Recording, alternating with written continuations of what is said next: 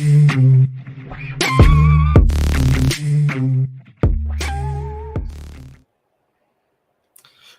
welcome back to All for United WFC. Who would have thought it? When we started these match reactions a few weeks ago, I thought, how many of these are we going to do? Well, we're going the distance. We've got another Lioness match reaction, and it was, I mean, where's that? You know that button thing that you have, that was easy thing. I should have had that at the ready because obviously that's in the thumbnail, that's in the YouTube title, and it just.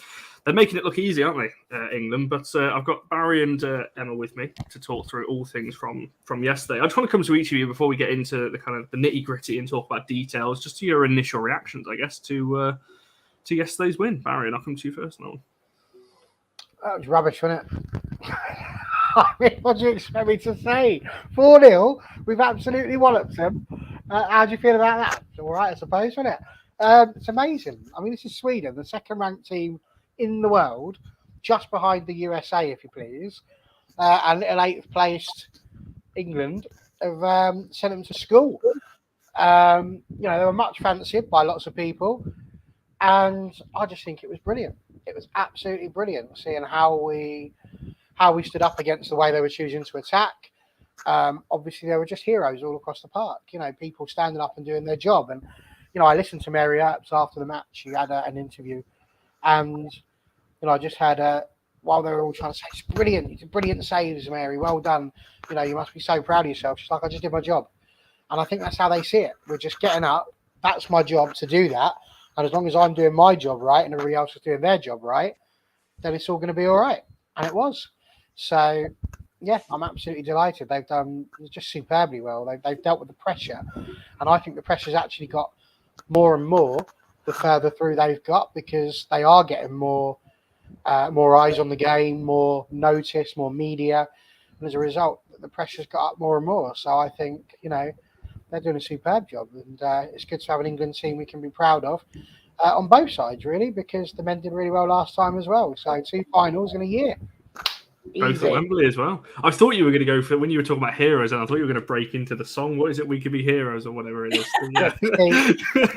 David Bowie's not really. Maybe later. I'll do that when we do the Aviva Espana for Charlie. But yeah, no, I think you summed it up perfectly there. But Emma, for yourself, just your kind of initial thoughts on yesterday.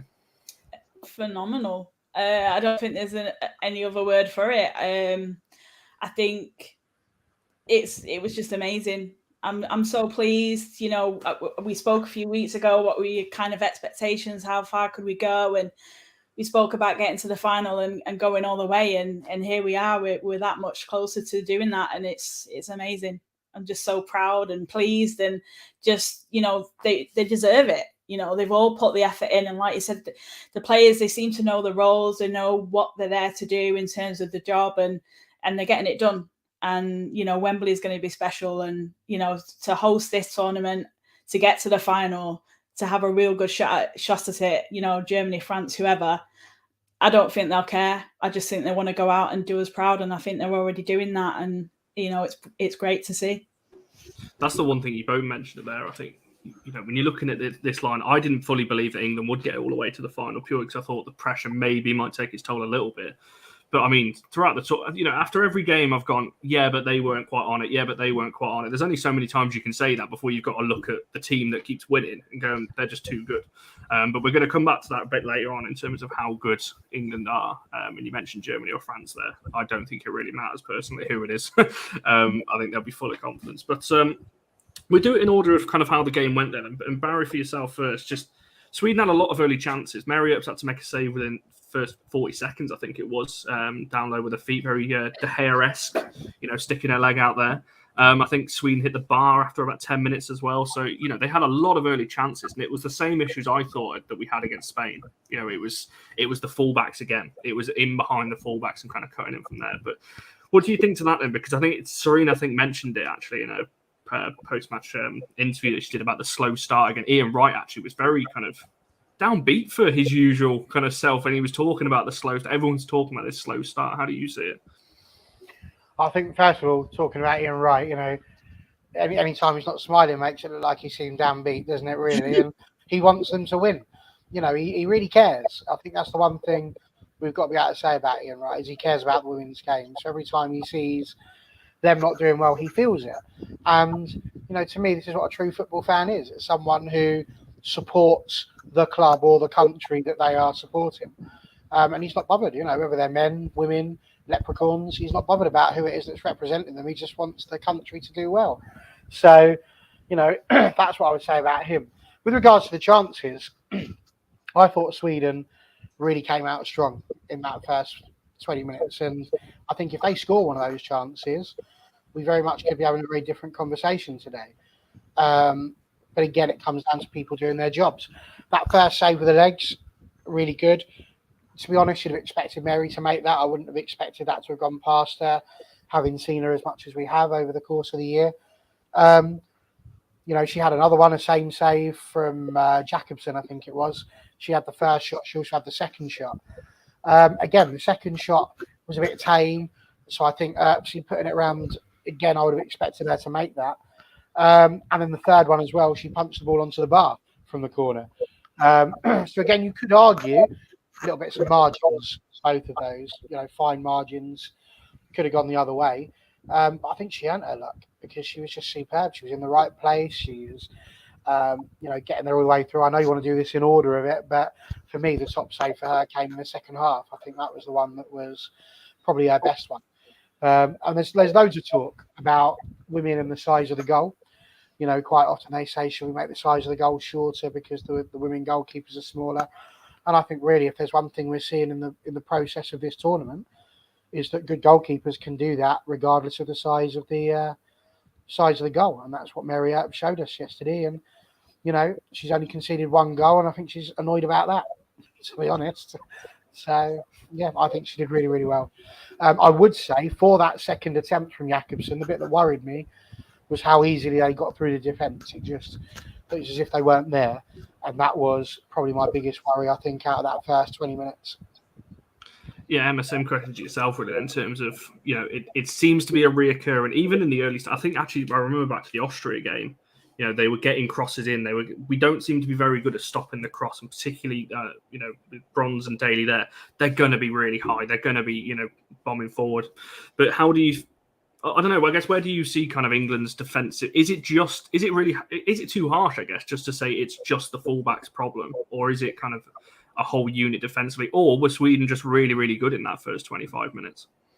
To be fair, I think Sweden were just really good in that first quarter of the game. But I think we have seen some frailties. I don't think Lucy Bronze has been as influential. She's been beaten quite a few times. I don't know why. I think it's kind of a little bit of what we saw in the season kind of creeping in as well. I don't know if it's a fitness thing or just a niggle, but she doesn't seem to have that, that capacity to kind of compete in terms of, winning the ball. And she has done it. She had a great game last night. I think every player has played their part. Every player's had a great game in some capacity. But yeah, I mean, I think we have this expectation, don't we now? We've seen this now throughout the tournament. The expectation is quite high. And therefore, where you kind of see those sort of little errors creeping in, you're kind of asking questions of players because you've seen the best of them and what they've brought to the tournament so far. But I think we're relatively well organised. For me, I think Millie Bright has been outstanding. I think she's been detrimental to that back line. I think she's commanded it really well. But we're not always going to be in control. Teams like Spain and Sweden, they like to have the ball, they like to be creative, and equally, we play a similar style of football. We're going to get beat on occasions, but it's how we carry that and what we take from it to the rest of the tournament. Yeah, 100%. I asked that question because I thought every time I seem to criticise the back, like England's kind of, I guess, defensive frailties, I always seem to lay the blame maybe a little bit too much on the fullbacks. But I think when you actually look at it, the wingers aren't really helping back either. So, and I think that is something after the first 25 minutes you did see. I can't remember who, it might have been Ellen White actually, that stopped one of the crosses towards the end of the first half. She was at the back post, and it wasn't from a set piece. She'd actually made the run back to make that block. Yeah, every seen that last season a little bit from her, and she likes to get stuck in and do those sort of defensive duties, a bit like Harry Kane, I suppose, when he's not afraid to get stuck in either. And I know a lot of questions have been asked of Ellen, expecting more, I suppose, as a striker in terms of return of goals. But I think her contributions and what she's given the squad in other ways, I think she has, had an important part to play. Obviously, some United fans might question why, Russo isn't being called up ahead of Ellen White, when she's the one getting the goals. But I think there is a strategy there, and I think it's working. She hasn't changed. I think it's really refreshing, actually. I'll be quite honest. What Serena's brought to this tournament is that she sticks by, her plan, her game plan, her team, what she's asking of these players, and is not afraid to stick with it. Some teams might look at that and think, well, we were coming a little bit predictable. We know what to expect, but we're not doing that. And everybody seems to be able to do the job that, like Barry touched on before about, coming in and knowing what's asked of them. Roebuck knows that she's not going to get any minutes in this tournament unless something happens to Mary Earps. Demi Stokes hadn't played any minutes. She picked up a little bit of a knock. But there are players there that know that they're there as a reserve. There are players there that know that they're bought to be brought on as an impact sub. Everybody knows what they're expected to do. And that's the difference. And I think we've not seen that internationally. And we don't necessarily see it much at club level either. And it's great to see. I mean, like the Spain game, we knew what we needed to do to get the goal. You could see the plan coming into action, and it came to fruition, and we got the goal. How impressive is that? When have we seen an England side do that? I just think it's fantastic. I really do. And it's credit to every single player, coach, technical team, backroom staff. The cohesiveness of this side is something special. 100%, and that's something I'm going to touch on at the end in terms of what we think Serena's influence is, because I actually think it's massive on this squad. Obviously, I don't want to talk ill of obviously the previous manager, but I think you're seeing the difference when you've got a top level coach in there to take the team forward. Let's throw it over to the goal then, because I mean, this for me was it was the goal of the game, but unless you're talking about, Russo's potentially, but I'll give my thoughts on that a little bit later on. But Beth Mead's goal. I mean, Barry, just talk to me about that then, because it was Bronze that kept it alive on the far side. It was a good ball back into Beth Mead, but the touch, the turn, and then to hit that on the kind of half bounce and keep it low, because a lot of those you see on the kind of half back will go up in the air, they'll go over the bar. To keep it low and kind of pretty much edging towards the corner, it's a fantastic strike, isn't it? And just what England needed really after the kind of start that Sweden had. You sort of run out of good things to say about Beth Mead. She was brilliant in the run up to the tournament. What she's done is she's maintained it in the tournament, and that's the hard thing to do. I don't just say this because we've got a City fan with us, but I think all of us were looking at Hemp thinking she might be the one that was really on fire in terms of getting goals and doing things, because she was also really doing well towards the end of the season. But it's Mead that's carried it on and taken that mantle really. Doesn't change how I feel about Hemp. I'd still buy her in like 30 seconds.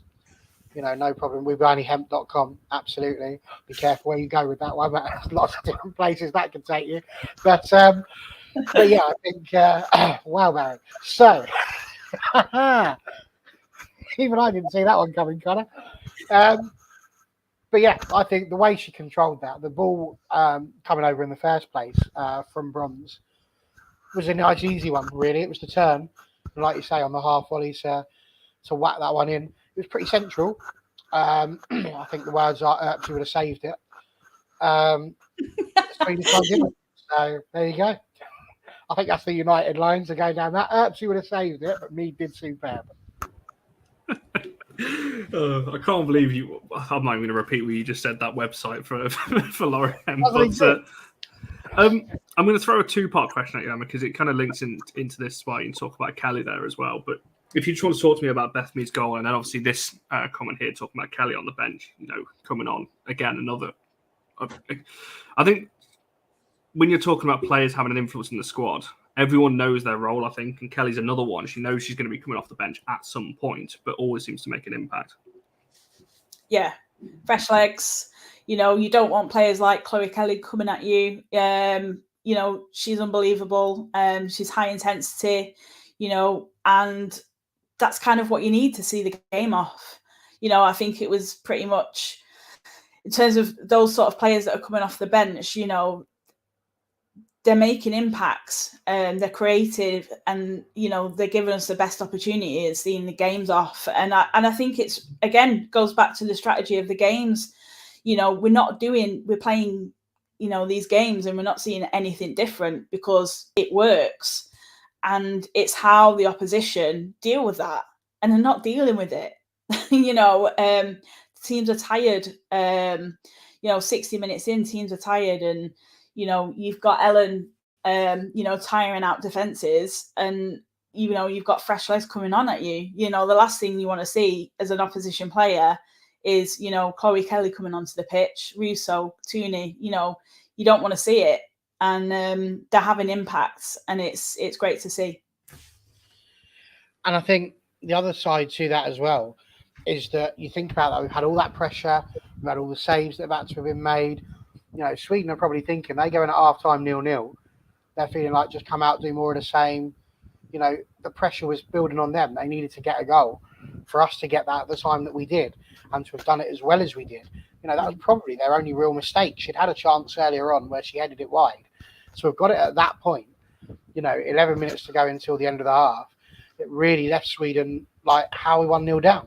And mentally, that's a tough thing to take when you've had the vast majority of the play for that first part of the game, and all you see is this brick wall in front of you that keeps putting the ball to away from it, and then they go and score with effectively their first decent chance of the game. It's a killer, and it's exactly what it was. They didn't really recover from that, to be brutally honest with you, until the second goal. But I'm sure you're going to come to that and how early that was as well in the second half.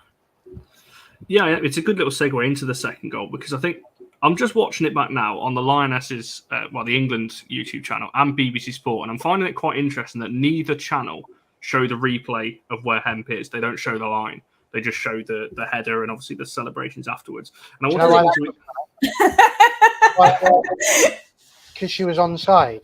Yeah. I'm going to ask you both about it then, because I think there was a couple of discussions online that I'm included. I think if we've seen some decisions, we were chatting before we came live, that some decisions across the tournament that if that's another team, potentially that goal is ruled out, because we have seen it already in this tournament. I think that's maybe some people's issues with VAR. It's very inconsistent. Now, it is unbelievably tight. The feet are kind of dead in line. But I'll come to each of you on that. What do you think in terms of that goal then? Because me personally, if that was against kind of my team, I'd be frustrated that that's going in. Not maybe, because of maybe the discrepancy with the offside, but also that header for me should not be going through the whole of the Swedish backline and obviously into the corner as well. I don't know who wants to jump in on that one first. Well, go on, Emma, you can go first on this one.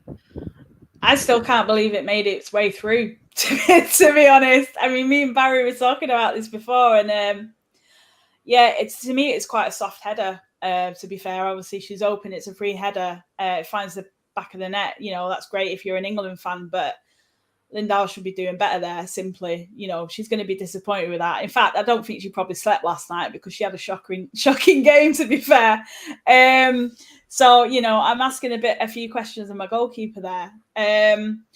But I think we spoke about the intelligence of Ellen White, because she's the most experienced player on the pitch, and she's seen the opportunity and the fact that that's potentially going to go in the back of the net. She's let that ball run through her legs, and it was so soft. I mean, especially when you're watching it in slow motion, it's literally crawling across the floor. So it's not the most spectacular of finishes, but you're going to take it, aren't you?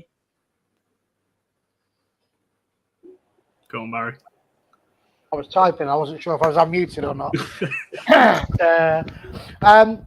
Yeah, I think the first thing I'd say to you, Connor, about VAR is it's interesting, isn't it? We all started off having to go at the ref always. So, ref, how could you not see that? You need to get Specsavers, and we still do that. We introduced VAR because we wanted to get rid of those things. And I think what I find interesting a lot of the time is that basically we're upset with VAR if it doesn't agree with us. That's basically what it is. We're dealing with technology, and what we forget is that it's not the technology that's the problem. It's the people that are at the other end of that making the decision. The person that's made that decision to be on or offside is not the same person, I don't think, who made the same decision, for example, in the Belgium game. So with that in mind, this is where the problem starts coming in. That's why, I think people they just need to be clear about what the rules are.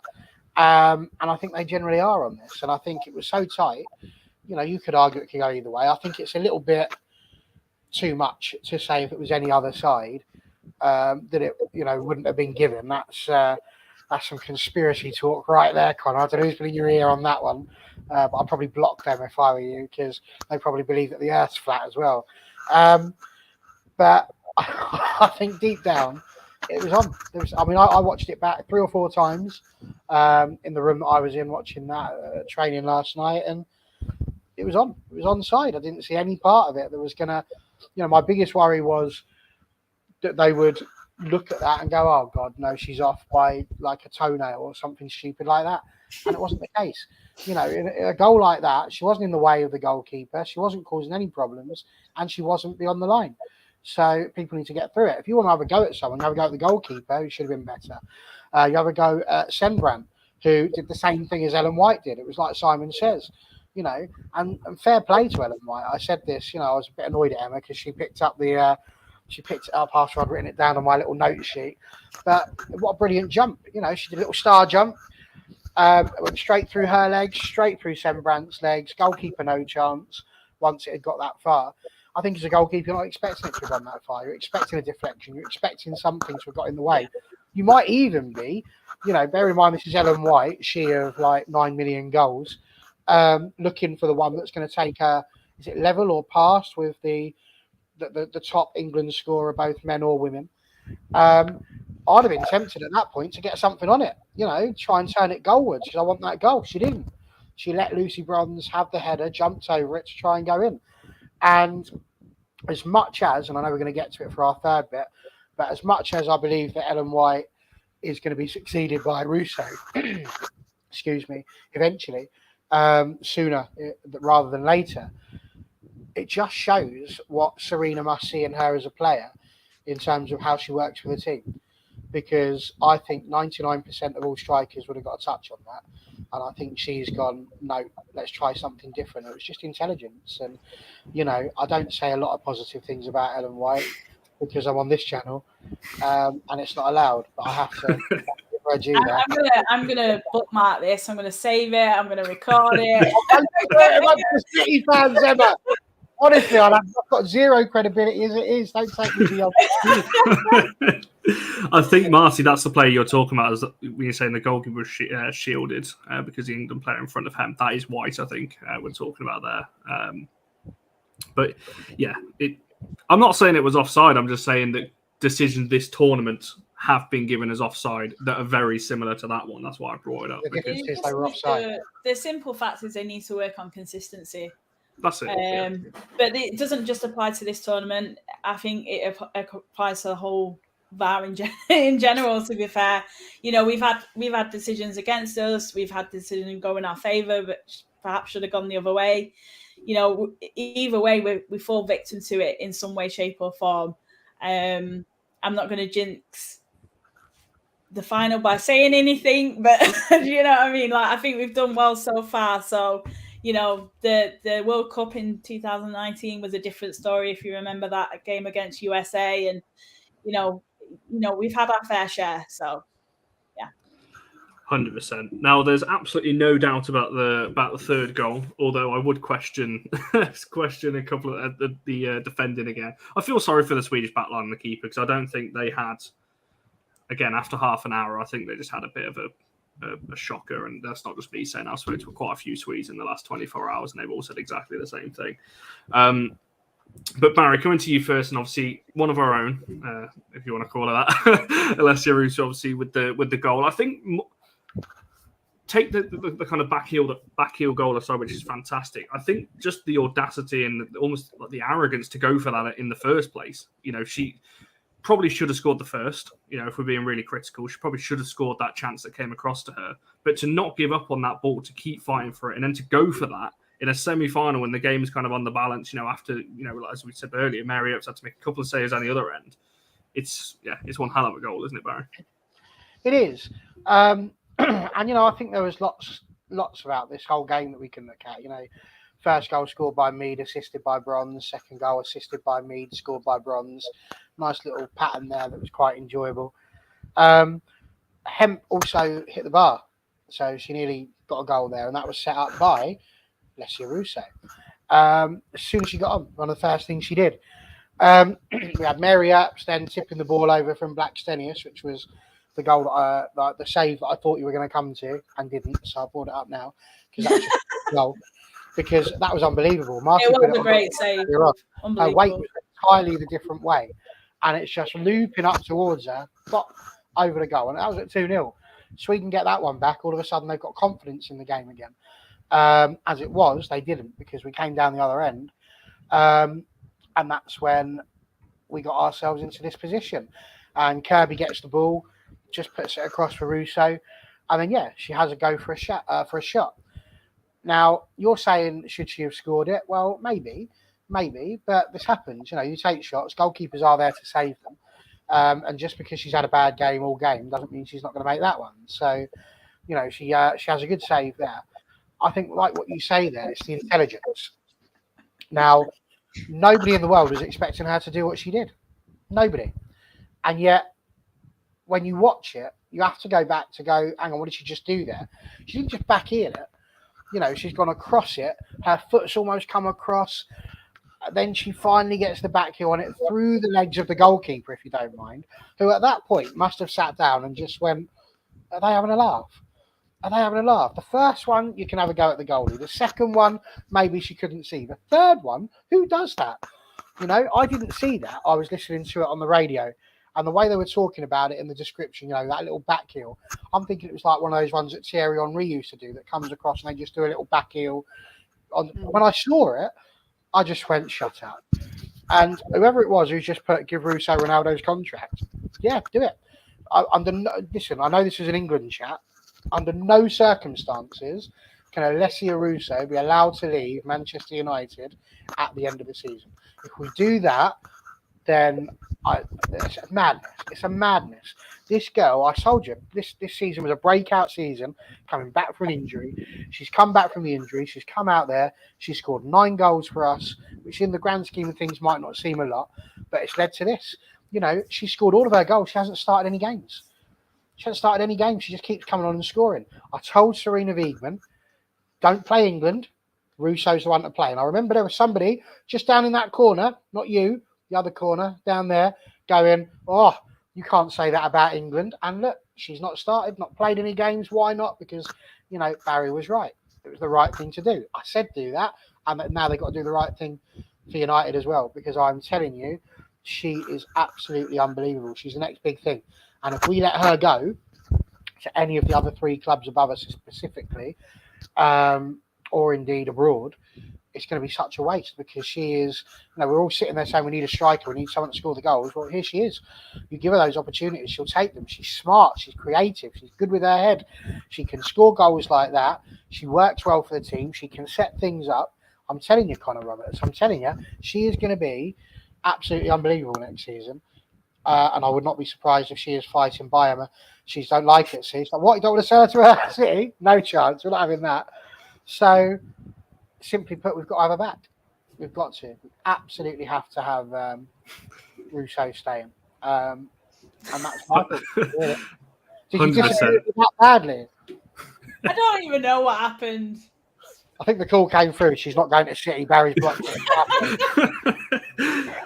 But before I get your thoughts, Emma, I just want to say hello to Ellie. Obviously, I know you've been travelling all around the country. I'd like to know, actually, Ellie, how many miles you've clocked up, because I swear you've been at nearly every game, like a game a day, over the last kind of month or so. And yeah, I'm glad you've enjoyed it. Ellie will be back on Friday, by the way, with Barry talking all. We might even mention Russo as well, because as you said there, and I think there was a comment that's just come up that I brought up, that one there.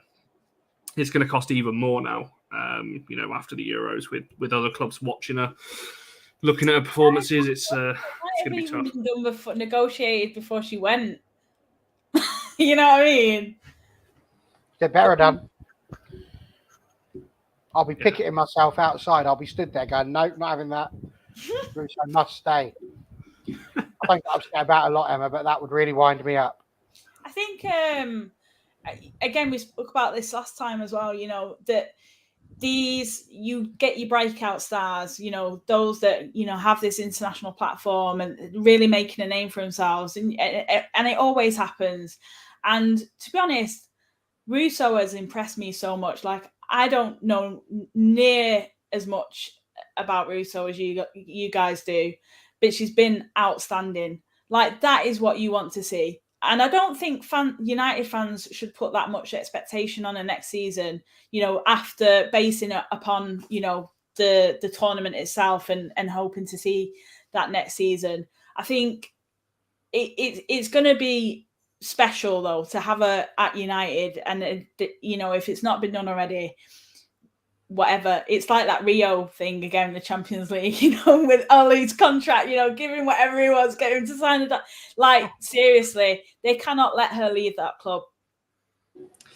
Especially to another WSL club as well.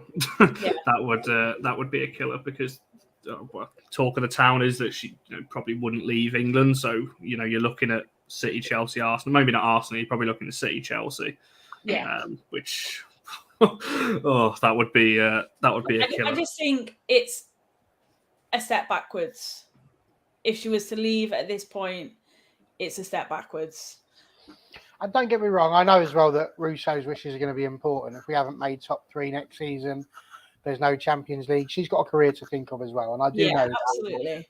I do sit there and think about those things. But if I take off my simple head that goes down the middle and looks at both sides and just put my Man United fan hat on, no, you can't go. End of. Yeah, but she can afford to do that. She's a young player. There are a lot of talented young players within this England side that will transition and become more permanent members of the squad. And their time will come. I'll be honest, as a City fan at United games, I've given Mary Earps some stick. But fair play, I will hold my hands up and I will say, look, she deserves her space, she deserves her time, she deserves her spot as a number 1 goalkeeper for England, and it's just deserved. Fair play. She's been fantastic, and I wish her all the success. I don't see any reason why she can't continue, as a number 1 keeper, looking ahead to even the World Cup. I mean, I do feel sorry for Roebuck. And you've got to, because she was England's number 1 and she was doing a perfectly fine job. There was nothing wrong with that. And then, but she's young. Yeah, but she had the injury. She's got her time. She's going to have her time. Earps deserves it. She's been in and out of this England side for years, and she's been a fringe player, and now she's getting a moment. Go get it, mate. Honestly, all fair play. Go and do it. 100%, and that's what I mean when you're looking at the squads. Like I said, we're going to talk about it in a second when we talk about Russo potentially. Would you change anything for the final? But when you're looking at Russo's age compared to, say, Ellen White, when you're looking at Roebuck compared to Mary Earps, there's a good seven years, I think, between Roebuck and Mary. And obviously an even bigger one between. I think it's about the same, isn't it? I don't know how old Ellen White is. Russo's 22, 23. So there's still, a bigger gap there for Russo as well. So they're going to, like you said, they're going to get their time just because they're not. And to be honest, if you're looking at just from an England perspective, does it really matter at the moment? England are winning, and they're not just winning, by 1 goal scraping through. They're beating teams comfortably. Like, it's not even Spain game aside, and obviously Austria, you can kind of look at past as well, but they are dominating teams. Moving on to the 4th goal, then obviously this one again, I think this is the one where you really look at, and I think if you're the Swedish keeper, you're Barry, to use your analogy, you're looking at it going, well, that was a good night almost from that one. And I do feel sorry for her, but I think I think we'd all agree she's probably got to save that. It's a nice little chip from Kirby, but I think, what do you reckon, Barry? Do you think keeper should be saving that, or do you think it is a good hit from Fran? No, it wasn't a good hit by Fran. You can't. It wasn't. Basically, the idea was there. The idea was brilliant. She had the right idea with what to do. Lobbing the keeper was the right thing to do because she was miles out. We can't say it was a good hit because the keeper had a chance to get a hand on it, and a good hit wouldn't have allowed the keeper to have done that. It would have nestled nicely in the back of the net, a la Beckham against Wimbledon. So no, it wasn't a good hit by Fran. It was a great idea. Unfortunately, the goalkeeper just fluffed that one up big time, didn't she? You know, she slapped it, she pushed it backwards. She has had to jump for it. I can't say it was a great hit. I think it just summed up Sweden's night really at that point. Lots of effort, lots of endeavour, but ultimately, it didn't work out for them. And so no, the idea was good. The execution, probably a 7 out of 10. We're rating them now. Maybe a 2. Maybe a 2 for the goalie. I think she was awful, unfortunately. I look at that goal, me, and I think, has Fran Kirby just kind of exploited a weakness in Lindahl that she knows? You also look at Manchester and choose the blue side. So yeah, but having obviously played with her at Chelsea for as long as she did, yeah, is it a training exercise goal? She's seen a weakness in Lindahl there that she knows of, and she's just gone for it, seen the opportunity, and just had a go. But I mean, you compare that to like Kerr's goal against us last game of the season. That was awesome, and Mary just had no chance with that. She's turned without even looking, fired it into the goal over the top. Mary was out of position. So the same thing here for Kirby.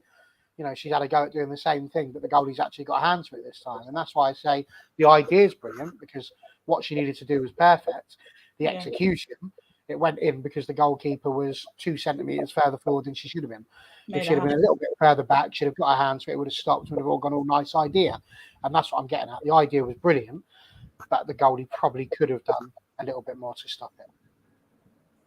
Yeah, 100%. And I don't want to take away from Kirk, because I think she has grown into this tournament. I think there was a few question marks, and I still don't think she's fully there either. You can argue about her fitness, but I actually think she had a really, really good game. Probably one of England's better players yesterday in terms of holding the. I will buy into the Rob fan club that I think on her day, I think Fran Kirby probably is England's best player if she gets fully fit and everything else. I think she probably is.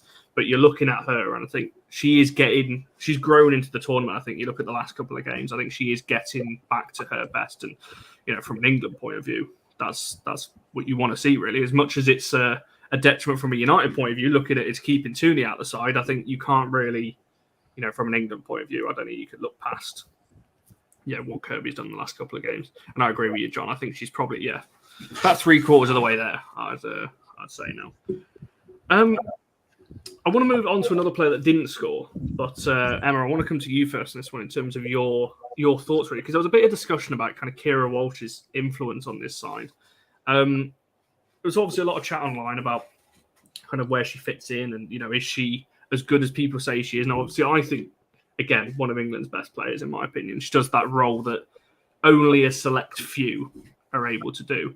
What do you think kind of her impact's been on this England side, and kind of do you think she is one of the main reasons we're seeing England be able to be as fluid in attack as we have been?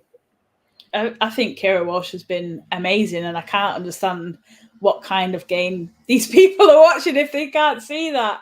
I think Keira Walsh is one of the most intelligent players, not just basing it on this tournament, just in general. She's a player that plays beyond the years, if you like. She's still really very young, which is really, when you kind of see the minutes she's played, the games that she's played. I mean, once she broke into the England squad, it was pretty difficult not to select her. After she sort of broke into the England squad, she was picked week in, every training camp, every camp she was called up.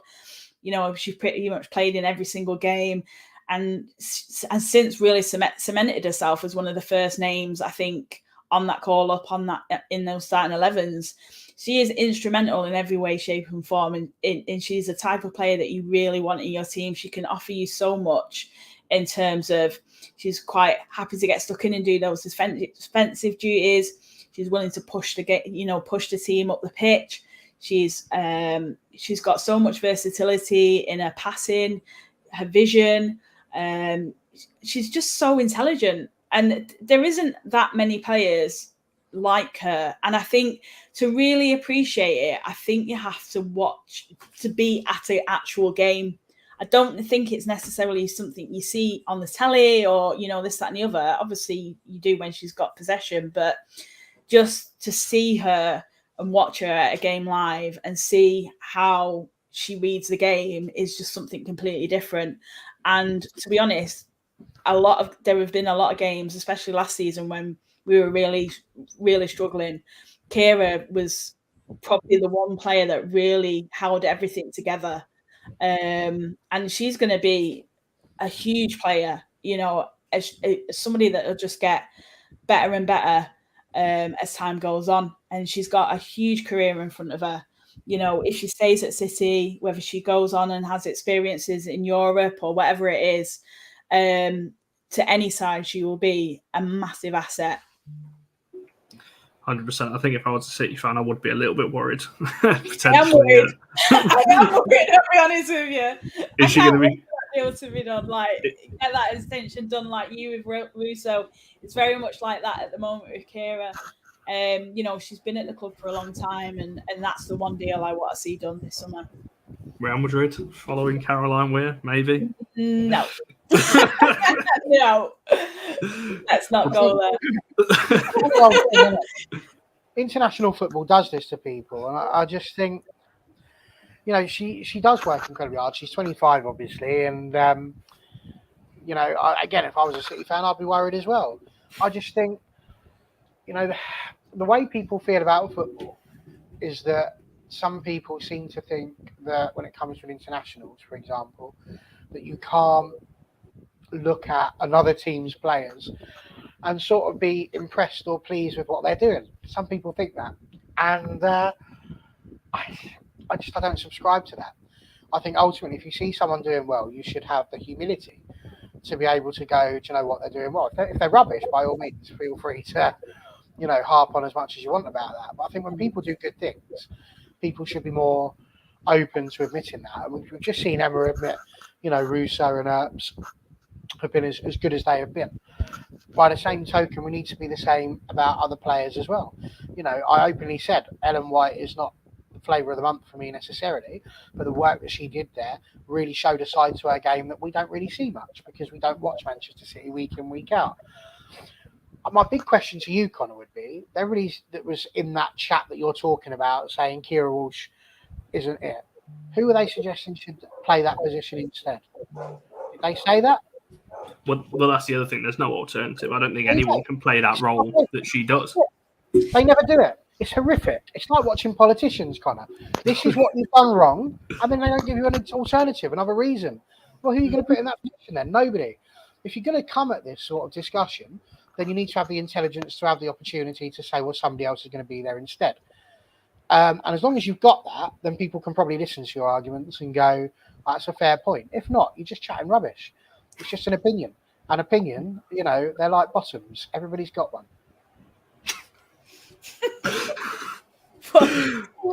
That's random, but I love it. I do. Barry drops 3 or 4 lines every show that just come out and that just take everybody by surprise. Who did me? Before we look to wrap this up, so I do want to obviously let everyone get off to watch the other semi-final tonight, which should be another brilliant game. Emma, I'll come to you yourself first on this one. Then Germany and France tonight. Does it matter who England are facing in the next round, or do you just think England are on another level now, and whoever we play in the final, it should be all right for England?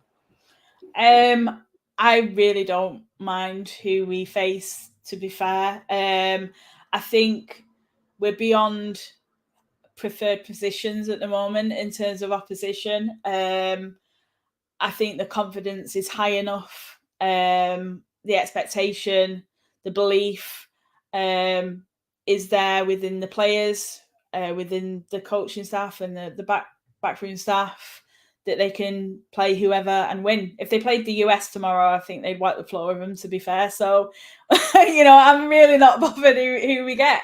I think I would like it to be France.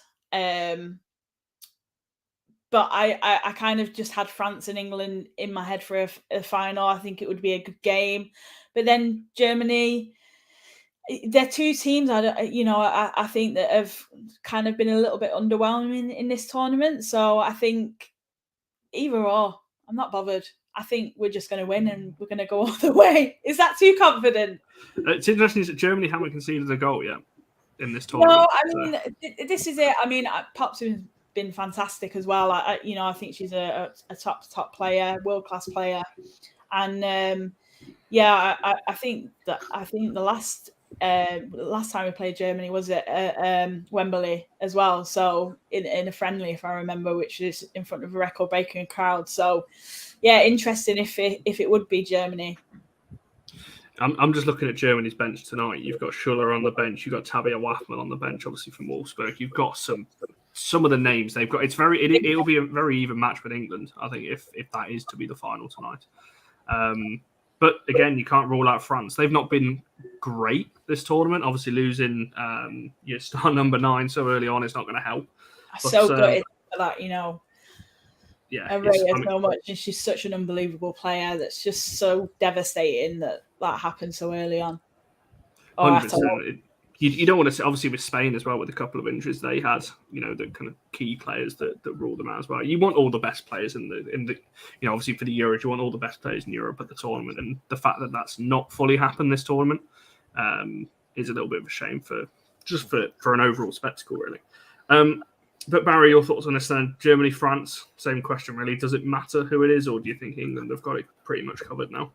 Well, whichever way you look at it, they're higher up in the rankings than us. Germany 5th, France 3rd. But I've got some other stats for you that we can throw out there. For example, at the moment, France have only scored 9. Germany have scored 11. Do you know who the top scorers in the competition are, Mr. Connor? If you're going to... I know it's England, but I'm going to throw it back to you and say Germany haven't conceded all tournament yet. We've scored 20, mate. So, the way it works is that if you score more goals than the opposition, it doesn't really matter whether you concede or not. So on that theory, we've only conceded 1, and we shouldn't have conceded that one. But don't worry, because I've actually predicted 2-0 to Germany, but I hope it's 2-1 now, just to shut you up on that one. So there we go. Possession-wise, Spain had the most possession, followed briefly then by us, 58.4% possession. France and Germany both below us on that one. Passing accuracy, England 2nd. It was Spain again who were top. That team we beat. France below us. Germany not even in the top 6. Total attempts on goal. England 95, top. France 93. So you could argue they're probably going to take top spot again. Germany 4th with 82. So I'm so clipping this up if all of this. Distance covered in kilometres. England 496. This is all I'm going to be hearing now when I go to bed. Like, the night before the final, it's Barry going on about stuff. France are 4th. Germany aren't even on there. Tackles, we're 2nd with 60. Germany 55. France 42. Balls recovered 219 by us. Sweden 221. They were better. France and Germany below us. They've not even made 200 yet. Saves. I thought it was finished. Clean sheets. Germany 4. England 4. Because Germany haven't played yet. You see, that's how it works. France just the 1. So in answer to your question, the Oracle is about to tell you. Here's what's going to happen. Germany are going to beat France tonight because that's the way the world works. And we're going to go and face Germany in the Euro Championship final at 5 o'clock on Sunday. And having had a few chats from our mates, I think it's going to go to penalties, which England are going to win. And imagine that. The England women winning in a penalty shootout against Germany, where the men have failed dismally on many occasions. Who knows? If that happens, I'm coming around your house and asking for lottery numbers or something like that. You haven't got to stand up and ask. Because that was... I don't know, is the honest answer. I don't think my heart could take that. I don't think mine could either. I hope we win it in normal time. Probably about 5-0. But seriously, no, it doesn't matter. It doesn't matter who it is, because the atmosphere will be electric. They're all going to be supporting England.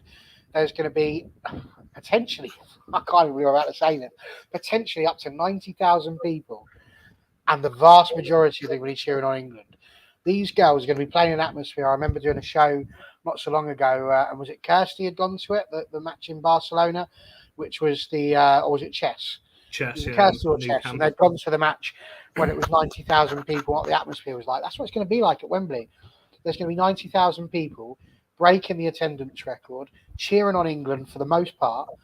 Those girls are going to have the time of their life. And one or two things are going to happen. They're either going to go there and freeze, and that would be really bad, obviously, or they're going to go there and it's going to spur them on.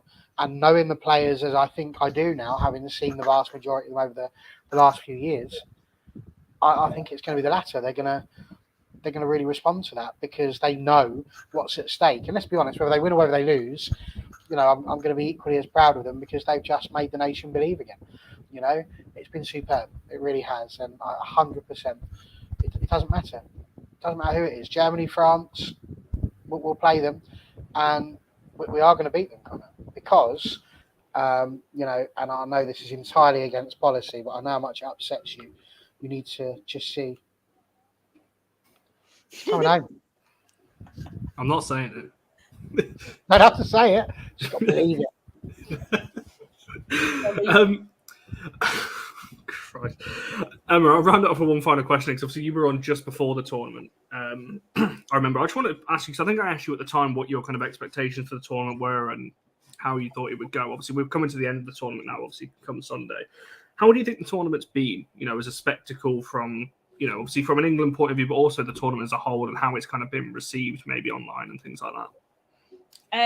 I think it's exceeded my expectation, and I hope that's the same for many others. I think it's been well received. I mean, I've got people coming up to me at work saying, "Oh, did you watch the game last night?"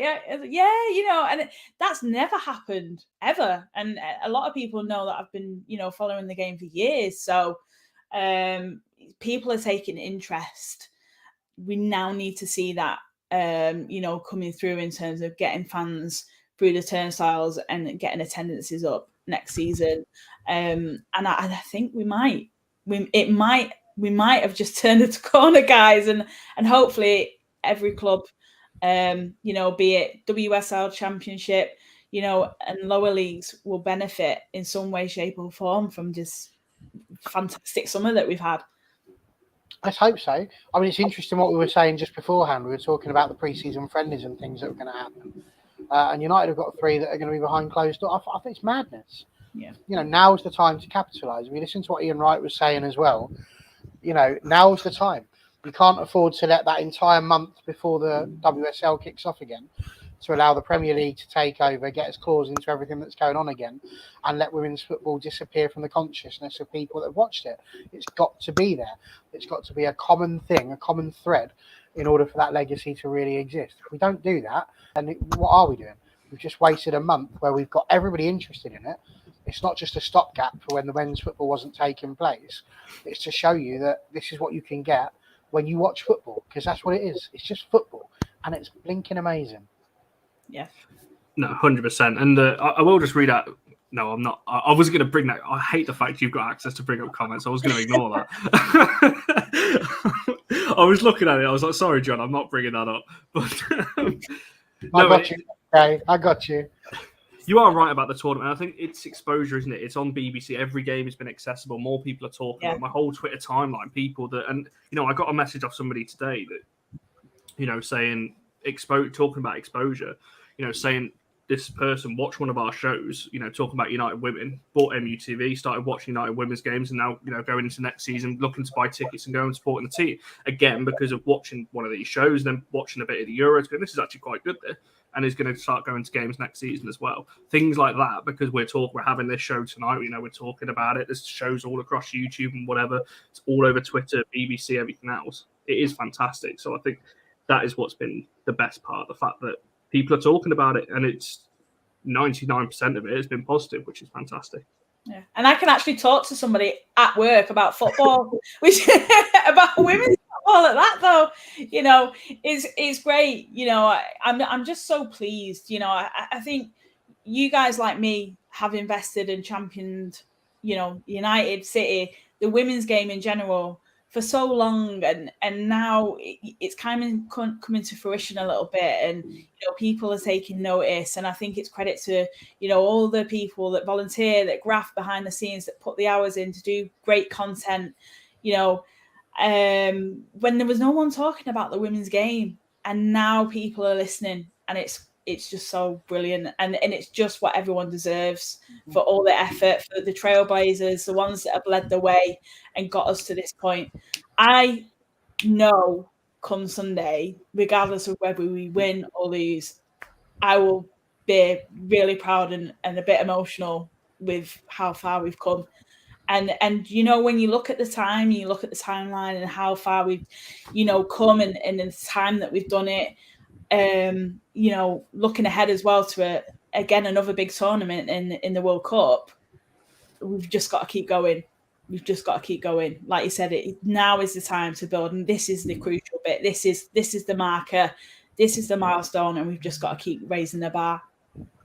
100%. And yeah, even my nan messaged me last night, who's never taken an interest in football in general, saying that was a good goal by, I think, that United player. And I was like, yes, you've listened to some of what I've said. That is Alessia Russo for you. She is a United girl for now. But 100%.